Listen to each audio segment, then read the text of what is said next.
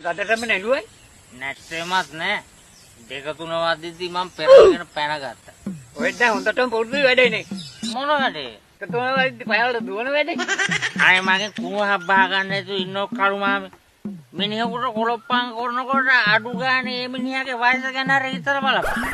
අනික මිනිහෙක් වැටුණාට පස්සේ කොලොප්පම් කරන්න එන්න එපා හොඳේ. නැගිටලා කරන්න ඕන. මොනවයි? කොලොප්පන්. අම්මපා ඩෝප් වෙලා හිටියේ නැත්නම් ගානුඹ ඇට කොඩු වෙනම විසලා යනවා හොඳේ. මුලින් උඹ කුසුමගෙන් කුටි කන එකෙන් බේරියන්කෝ. ඕක තමයි පාවා දීම කොලේ හොඳේ. මම ලස්සනට සැපට ගේම ගහගෙන ආවා. පාවා දෙන එක ඉතින් ඕකුන්ගේ පක්‍රේ හැටියක් නෝ. කැලපත්‍රයක් ගහමුද? වැඩක් නෑ බා. වෙන විදියක් නැති ඔකට කෙලවන්න. හැංගිලා ගලකින් ගහමු. ඒක හරියන්නේ ඔළුවක වැදුනොත් එහෙම. පොල්ලකින් ගහමු. පොල්ලකින් ගහන්න. අපි පොල්ලකින් ගහනකම් මොකෝක බලාගෙන ඉඳී. අනික ඔහෙට මොකෝ දුවන්නවත් පුළුවන් කියලා. ඕක කෝක් කමිටුවට අල්ලලා දෙමුද?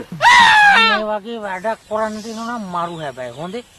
ඕක ප්‍රශ්නහල පතුරු ගහලා දායි. හරි. අර 655 පොත් වලට අර පෙන්නුවේ රාජ්‍ය නිලධාරී කෝක් කමිටුව ගෙනල්ලා පතුරු ගහන හැටි. ආයි 4 මායිමක ඉන්න එපයි කියලා එනවන්නේ හොඳේ. ඔව්. නැටන් දුවන කවුරු කෝක් කමිටුවේ? නැහනවලාම. දැන් ඉතින් මේ ඔව්වා ඉන්නේ මේ අපේ ආණ්ඩුවේ නෙවෙයිනු. දැන් මේ മന്ത്രിතුමාගේ ලියුමක් පරිවිරටවත් ගණන් ගන්න හැල්ලු. ඉස්සර අපේ ඇමතිතුමාගේ ලියුම අරන් ගියාම වරුවයි පොලිමේ ඉන්නේ. ඇට පැකට් එහෙම අරන් ඉන්නේ. එහෙනම් ඒකත් හරියන්න උට ගිහිල්ලා බනිමුද? බනින්නනේ. හැබැයි ඒකත් හොඳ අදහසක් තමයි. මරණයි කියලා බය කරමු.